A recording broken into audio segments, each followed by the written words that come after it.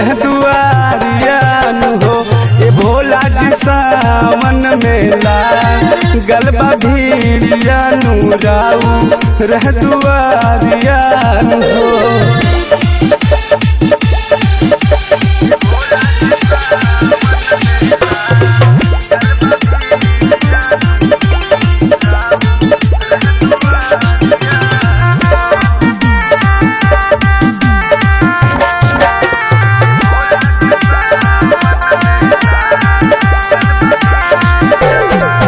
भांगिया धतूर गांजा जाल लेके हाथ में बोल बम बोलाता सेवकवा दिल खोल के।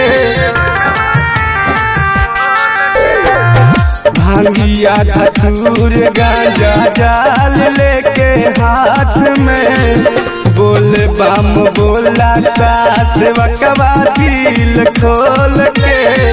सुन के वो कर बोलिया बड़ा मीठ लागता, सुन के वो कर बोलिया बड़ा नीक लागता।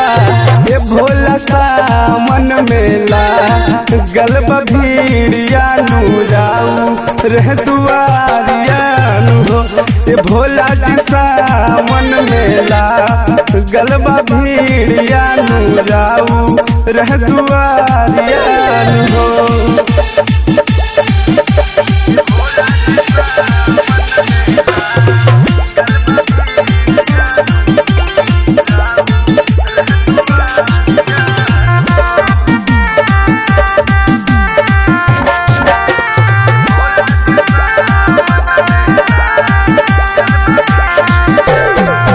सब लोग गावे बाबा रहू रे भजनमा, चम चम चम के बाबा रहू रे अंगनमा।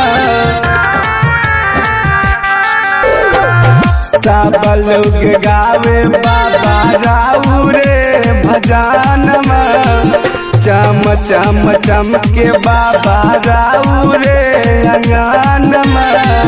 देखी मंदिरिया रौर नीक लागता, देखी मंदिरिया रौर नीक लागता।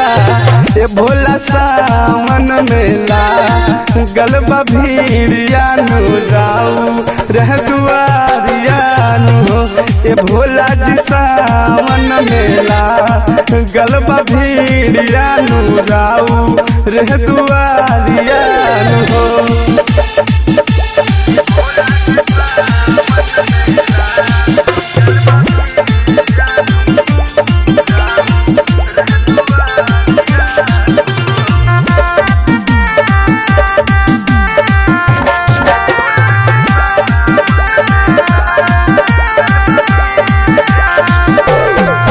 सब लोग कहराता भोला जी के द्वारा सहनामा। राम सिंह राजा गाँव प्रेम से भजनमा। सब लोग कहराता भोला जी के द्वारा सहनामा। राम सिंह राजा गाँव प्रेम से भजनमा। देखी भवनमा बाबा के बड़ा नीक लागता, देखी भवनमा बाबा के बड़ा नीक लागता।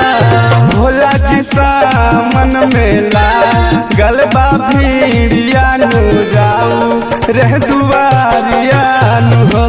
ये भोला जी सावन मेला गलबा भीड़िया राऊ रह दुआरिया हो।